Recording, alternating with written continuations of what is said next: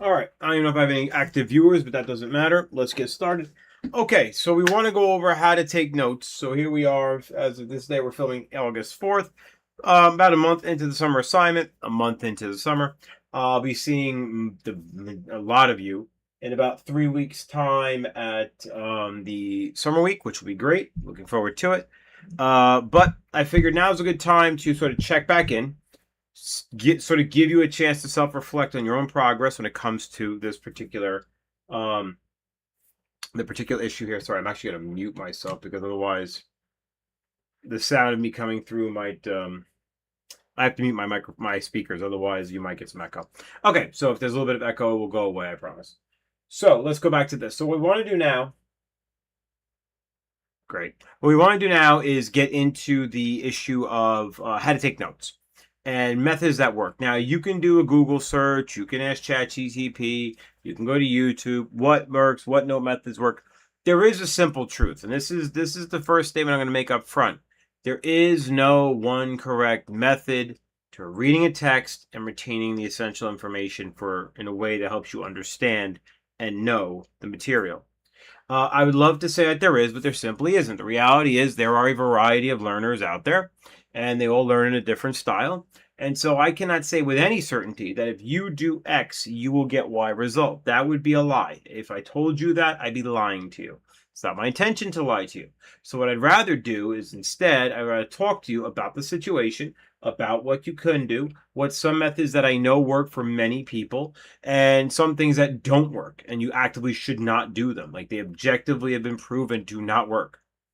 So let's go through the things that don't work first, because they're probably the things you think you've been taught. My expectation is, although a majority of you have never been taught to take notes in any fashion at all. You might have had teachers who have the expectation of you taking notes, but very likely they won't themselves have taught you how to take notes and why their method is effective. They might have told you what to do. They might have given you a notebook. They might have given you a format. They might have given you a worksheet to fill out, but never gone over what the purpose of it is, how it's supposed to work, why it's supposed to yield results. So let's go over what is the purpose of notes in the first place, why are we doing this, and why it's necessary and why you want to make the most out of it. Okay, let's start with why are we taking notes at all on our reading? Don't you read reading? No, you don't. This is not a novel. This is not a play. You're not reading this for pleasure. You're reading this to acquire two things. One, information. Actual simple information. Now, why is that necessary? Simply put, the course only covers about maybe 20 to 25% of all the material that you need to know. 75 to 80% of that material comes from the reading and is your responsibility. Why are you doing this to me, Mr. Malvagno? I'm not doing this to you. The AP is doing this to you. That is what is necessary, and there is not enough time in class for me to go through and just simply rattle off the facts. So if you're used to a class activity or class situation where somebody puts a video on the board and gives you a worksheet and you have to jot down all the minutiae details of that, first off, I don't think that's valuable at all. Don't think it matters. Don't think it helps. I don't think you'll ever see me ask you to do that ever. Can't remember the last time I did something like that. But in addition, that is not effective. It is just not effective. It is not an effective way of using class time. You can watch a video. If I had some sort of thing in my head where I said, I really want you to watch this video, there are going to be some things I really want you to watch. But they're going to be for very specific reasons, not just because this is a way to learn about the Greeks or whatever. There's a very specific reasons. So there are going to be times I do that, but they're very rare, and they're not going to happen in class unless I want to make some sort of point after like a 10-minute clip or something. Generally, these things are going to be, take this home and watch it. You don't need my supervision to watch something. You can watch it on your own. So as a result, that's a big part of this. Okay, like that's step one. It's a way to cover the material effectively and not cannibalize our class time, which is very, very valuable because there's so little of it. That's number one. Number two, if we accept the premise of number one, we need the material. Number two would be you're reading in order to find the most efficient way to gather that material. Now, are there other methods to learning material? Absolutely. Are some of them maybe more suited for you? Absolutely. If you find the textbook to be a struggle, I recognize that that might become a reality. But the simple fact of the matter is you are taking history. Let's talk about what history is. History is the science. What we do here is a science. This is not a social studies. This is a social science. What we do here is apply the scientific method to the historiographical record of humanity. Historiography is the skill set of historians, and the science of history is the study of human writing. That is what we do. So if you didn't want to take a class where we study writing,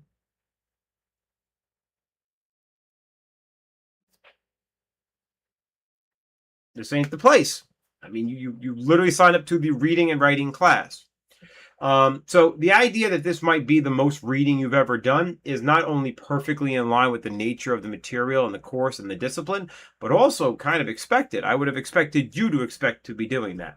So if you're doing a course that is the study of writing, and your decision on how to approach that is to find every way to avoid the reading of such writing, you might find your end result in May is not the one you hoped for. Just saying. It's like saying, I want to be a scientist, but man, oh man, I don't want to do any science. Why are you there? It's just not what we do here. Now, having said that, what makes this efficient? It's efficient for two reasons. Let's talk about what a textbook is. A textbook is not a primary source of material. You should know by now, some history teacher somewhere should have taught you what a primary source is. A primary source would be a document, an account, a witness statement, something contemporaneous to the time of the events you are studying. In other words, somebody who tells you what they witnessed at a wrestling match is a primary source. Somebody who tells you about the wrestling match from other people's accounts of the wrestling match is a secondary source. A textbook is not even a secondary source. A textbook is like a tertiary source. It's an aggregation. We'll talk about that word a lot in this course. I use it a lot. It's an aggregation of information. And it's an aggregation of information with an intended audience, an intended purpose, an intended target concept for what it wants to achieve. So what is aggregation? Aggregation is a specific choice of a summary. In other words, if I was going to aggregate a Shakespeare play, let's say I was going to aggregate Macbeth, I wouldn't do a chapter by chapter, act by act, whatever it is, scene by scene summary of all the things that happen in Macbeth. My aggregation would be a summary of the elements of Macbeth I think are the most important to summarize. So it's not an objective thing. This textbook is not objective. It is not meant to be seen as an objective source.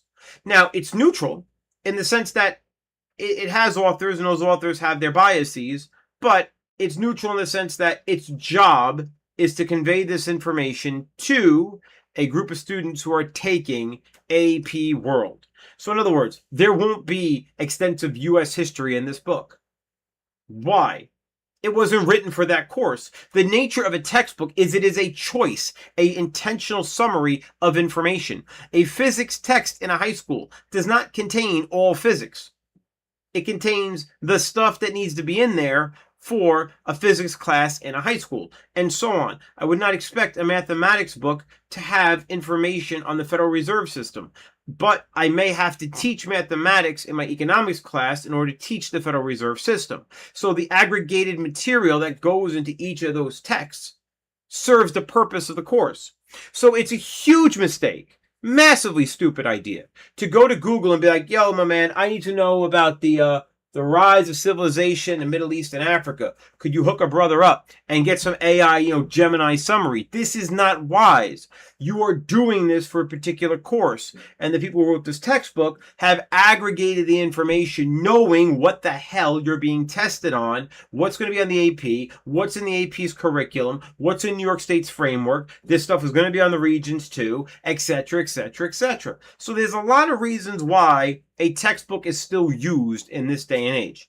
I'm not saying we can't make them better. I'm not saying we don't have better opportunities to do that. I'm not saying there isn't technology that can't help all these things. There absolutely is. But the idea that we're going to start from a premise of my goal is to do as little reading as possible, you don't have to be here. If you didn't want to science, don't take science. If you didn't want to read, don't take history. That's it. That's it. Like, if you don't want to play an instrument, don't join the band. Like, I don't have an answer for you. If you don't want to do this, there is no other way of doing it. You just don't. You're not doing it, and the results will follow. Like, you can only fake the funk for so long. Do keep that in mind. All right.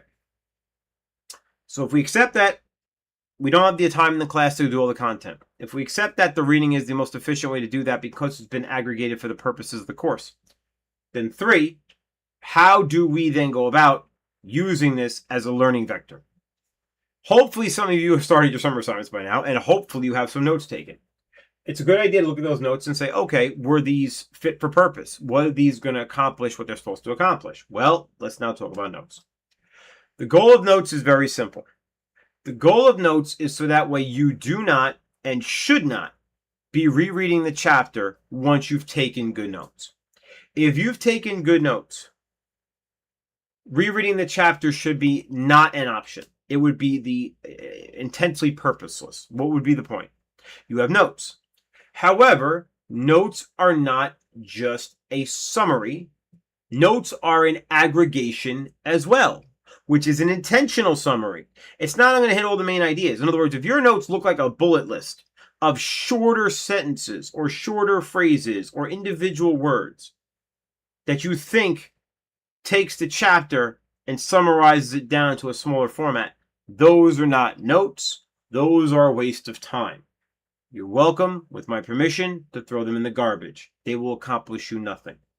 Bulletless, highlighting, post-it notes, these have been proven to be failure mechanisms for studying a text. The science is done, the study is done, this does not work. Now, you may go, I do great, and that's what I do. The answer probably is the notes have nothing to do with it. You probably are just good at reading and retaining. That might be a skill you simply were born with. Some people are auditory learners. They hear something, they remember it. I was very good in lecture formats because I'm very good at auditory learning. I hear something, I remember it. Some people have to read something to fully understand it. Some people have to actively do things in order to fully grasp them. It depends on your learning style, and most of us are a mixture of all 3 and a few more. But I'm just trying to point out that don't assume your notes are working just because you do well. You may simply have never had a challenge where good notes would have mattered.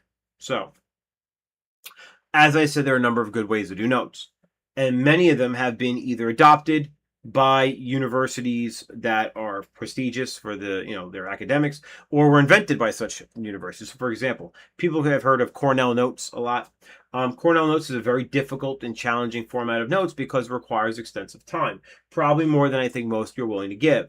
So although I think Cornell Notes can be very, very effective, I don't think most of you would put the time in to use them accurately or effectively. You certainly can try, and I would certainly help you if you want to show me the notes you come up with. But today I'm going to discuss another method, one that Stanford promotes, that I think probably fits the high school classroom, the high school lifestyle a little bit better. And I'll walk you through how I would do it in the context of a single chapter, and then we'll cut the video there. I certainly don't want this to go long. 20 minutes has already been going by, and it's basically all ranting at this point. Okay. I personally prefer the SQ3R method. As I said, Stanford University does promote this as a method that's valuable and useful in their mind. You'll find by the time you watch this video, or if you're watching it live, it's already there. If you go to the classwork material in AP World Summer Classroom, you'll find a document that I'm going to show you right now that talks about how to use this method. So let's go ahead and take a look at that. So this is the SQ3R method. Again, I'm not going to pretend I made this. I did not make this, not at all. This is literally what Stanford puts out. But there's a dozen different ones out there that explain the same method. It's not unique to any one thing. Like I said, these are commonly understood. So what I like about this is I think it fits the idea of a high school classroom most efficiently. In other words, it's the kind of thing I would expect high school students would do and could be convinced to do. Whereas I think Cornell Notes is going to feel like quite a bit of work, and most high school students are simply not going to go that far. So, SQ followed by 3 R's. Here we go.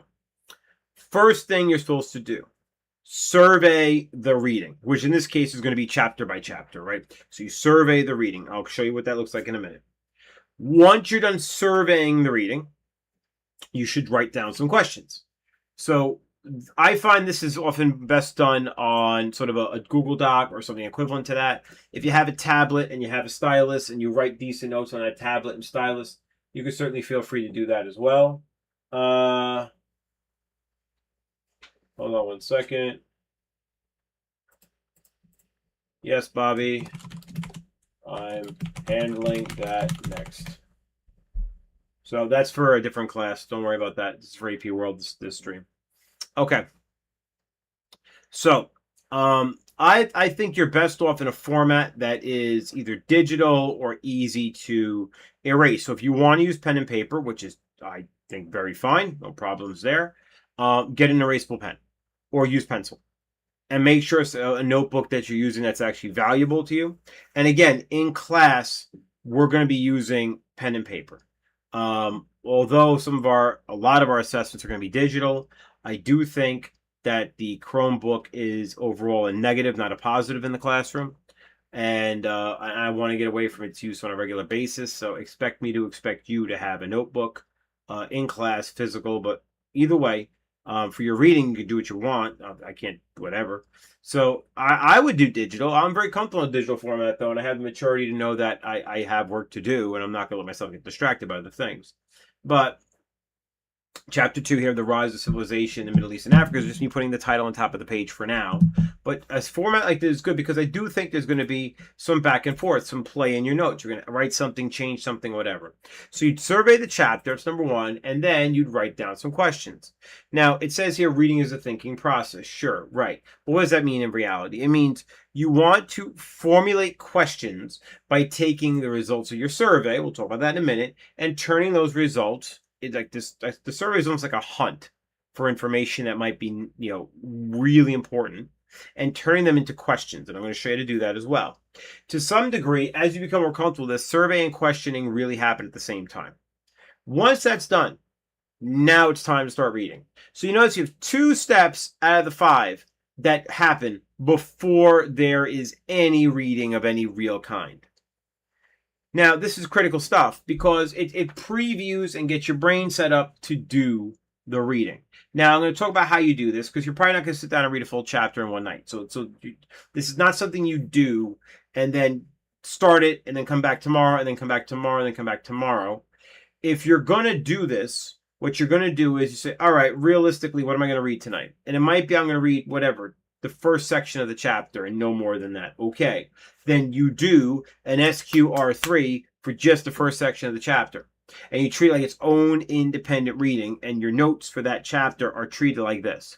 And the next time you sit down for a reading session, if you're going to do the second part of the chapter, or you're going to finish the the last 2/3 of the chapter, whatever, you then do an SQ3R for that set of reading. So it's kind of like more like a session-based note system, not so much a chapter-based note system. I don't think it makes sense to read an entire chapter all in one go. I think you should have a session-based note system. Put a date. Here's what I'm doing tonight. Here's where we're going with this, okay? Now, again, you're going to convert the results of your survey into titles. You might create, which are going to be titles, subtitles, section headings, and so on. And you're going to turn those into questions, and you're going to write them down. Now, again, I find digital format very good for this reason, because if I write down a list of questions on my notes, as I'll show you in a minute, it does make sense to put answers next to them as we find them, right?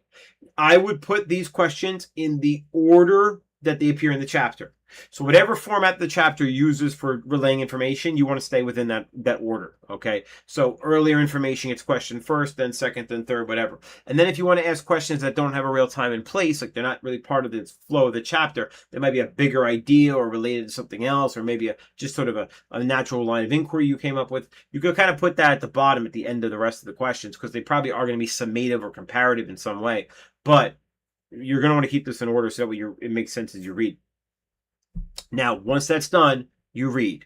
Let's talk about what reading is.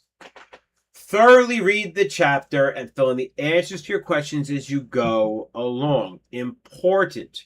Read for meaning. What does that mean? Okay. If your questions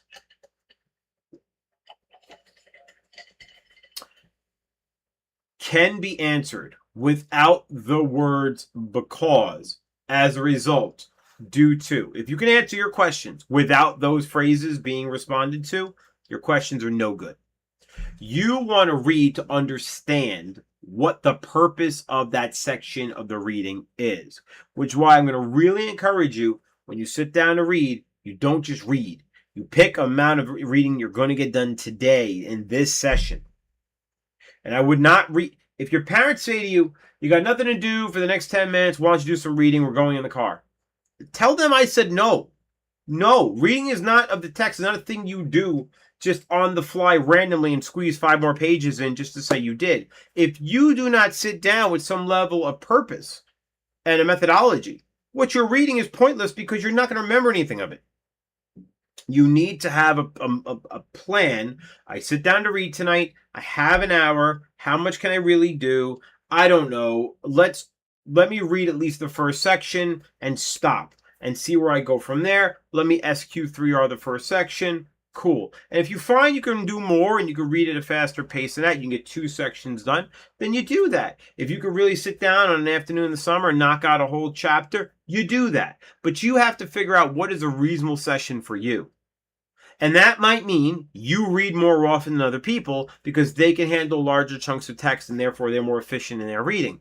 Boo-hoo, I'm never going to dunk a basketball. I'm not tall enough. So that's life. Some people have it easier. Some people have it harder. Some people struggle more here but excel there. Some people excel here and struggle there. That's the way it goes. If you complain about the realities of life, you're going to be disappointed forever because you're never going to get resolution beyond what reality is. So, you're reading for meaning. And your questions should be asking for meaning. If they're not, there's no point to asking them. And again, I'll show you some examples.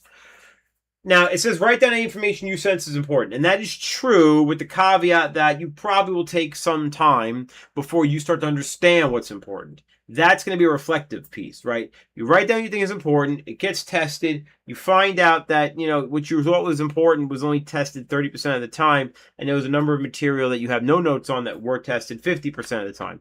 Geez, I better recalibrate what's the most important stuff. And so there you go. And that's certainly something you can come ask me. Do these notes look like they're covering things that matter? Because there is often a thing where students write a bunch of notes and they're writing what I call trivium. It's trivialities, things that don't actually matter, things that are not part of the important elements of the course, of the narrative, of the whatever.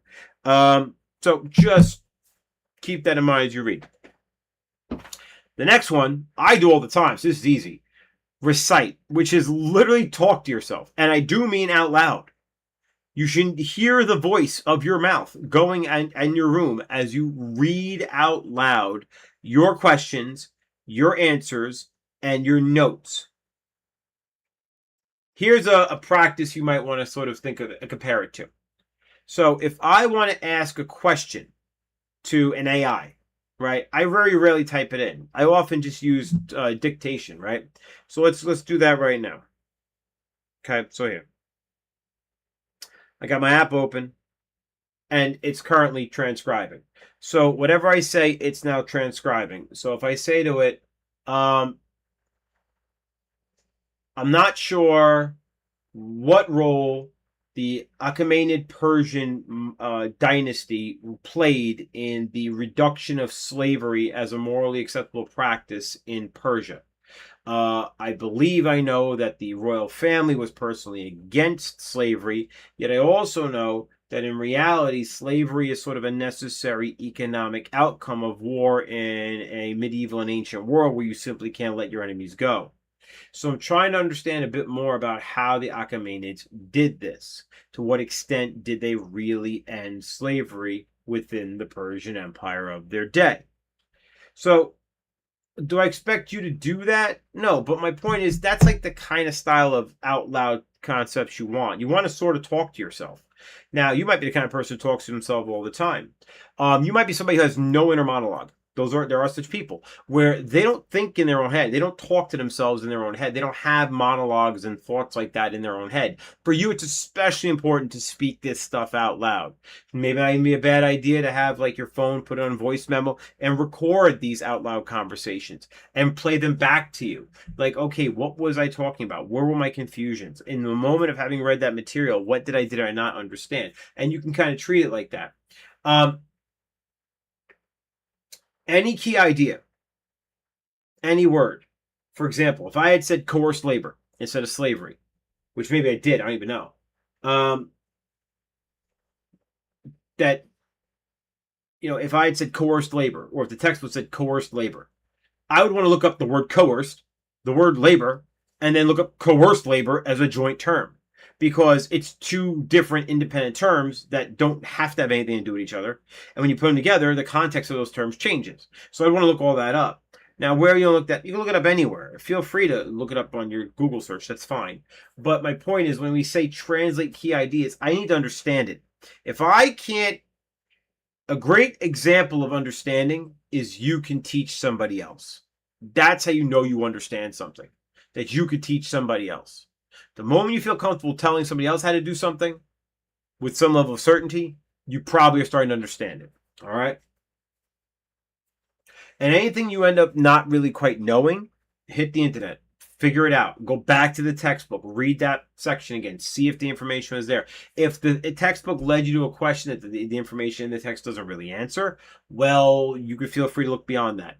It never, ever, ever hurts. Now, the last R is review, which is to reread the notes as often as you possibly can. But remember, your notes at this point are more like a conversation. You've asked yourself a question, you've given yourself an answer. You've asked yourself a question, you've given yourself an answer. And if you've done it in an organized fashion, it happens to coincide with the important elements of the reading. So your question and answer session, your Q&A, reads a lot more like a FAQ, a frequently asked questions thing, than it does like a bullet list of stuff in a textbook that was a paragraph and you made it a line. That's not useful. What we're talking about here is useful. So if you actually create an FAQ or a Q&A on each particular chapter's reading, you will find it a lot more effective for your own knowledge and your own information and your own test results and your own understanding than simply listing information in a bullet list format and getting yourself effectively nowhere. So it is flexible. If you find a part of this is done better in one way or another and it's working for you, I will not question it.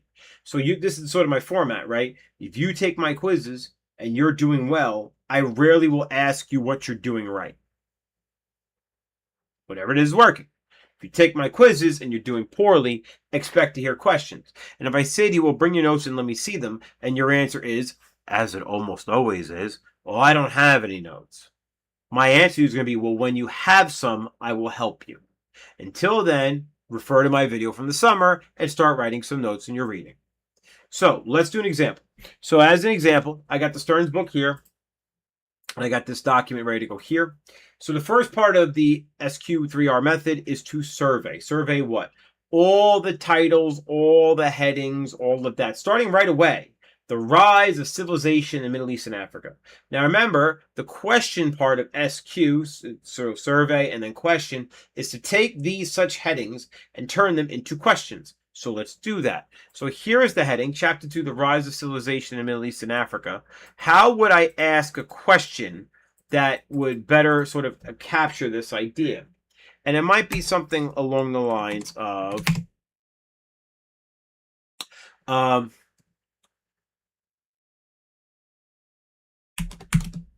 if a definition of civilization and again, I mean that as its own word, right? If a definition of civilization exists, how does the Middle East and Africa fit this in the days of the ancient world?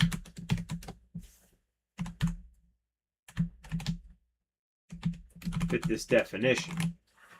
So there's a question. If a definition of civilization exists, because I'm going to say the rise of civilization, that implies, especially as a proper noun, it implies that there is a definition of this term.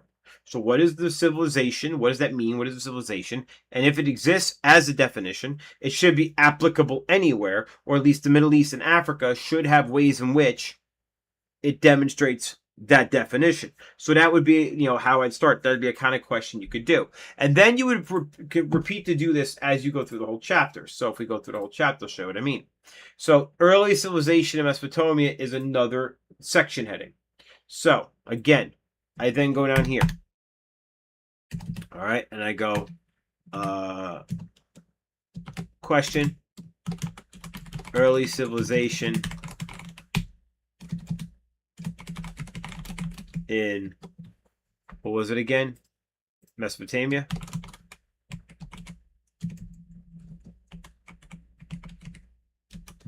So that's the statement, actually. I'm sorry. So this is the section.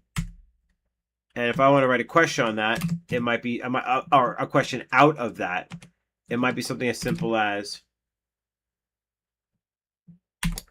how did civilization develop in Mesopotamia? Now, how does it develop requires a complicated answer, because that means the word develop, and I did not capitalize on this, the word develop has an implication. It doesn't mean happen. It means a certain way in which something happens. A development and a sudden change are very different things. So you have to sort of have that in your mind. So how did civilization develop in Mesopotamia? And, well, we'll leave it there for now, because we may come back and edit questions, as you'll see in a minute. All right, so then I see the Sumerians here. I'm reading just the headings.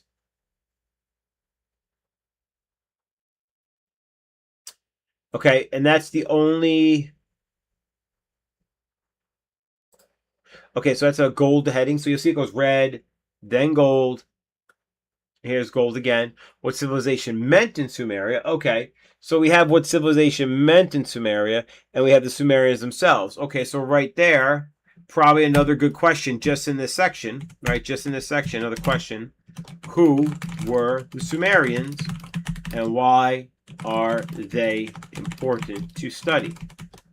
And that's a basic question about more or less any people, but it's important that you know it. Here's another question, right? So we had, let me find it.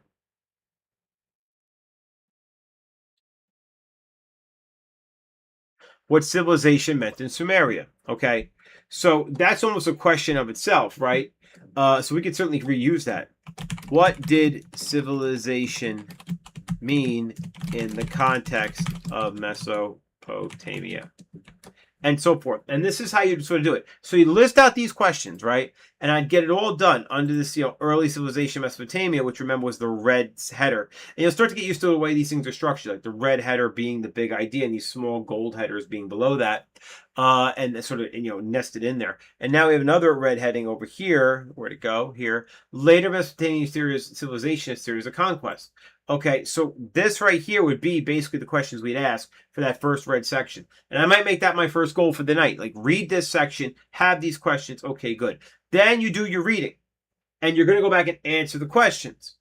And it should be a complete answer. It should be an answer you feel confident fully captures the idea. Not just enough to answer it, but fully captures the idea. And you write those answers in. And then you repeat this process for every red section within the book. So you do later Mesopotamian civilization, a series of conquests.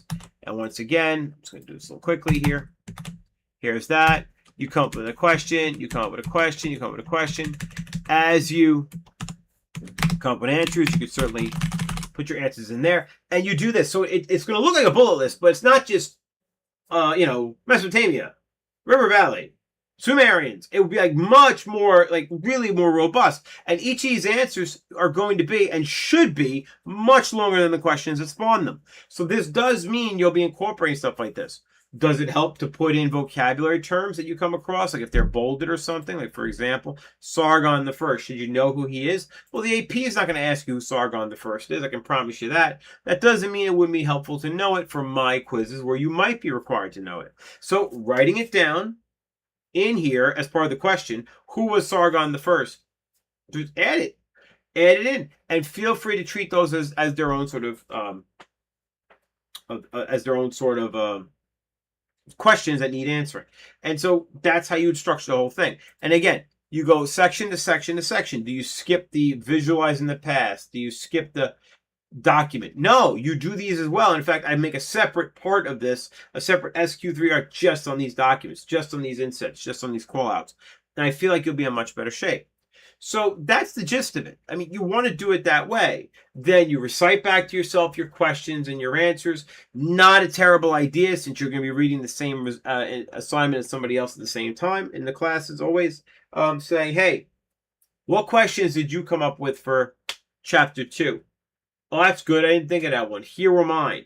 What answer? Oh, we had the same question. What answer was you? Oh, I had a slightly different answer. That's a good way to communicate with your friends and sort of work together in these things. Not just blatantly copy somebody else's work into something. It's a total waste of time. All right, so we're gonna call it there. Like, I feel like that's a good starting point. Try it. Let me know how it goes, and we'll see how it works out for you. It might feel uncomfortable and new and front loaded heavy. Such is life. You know, you have to do it sometimes. All right, so that's 43 minutes on that. We're going to cut it there, and I will see you guys in a couple days to next week with another video.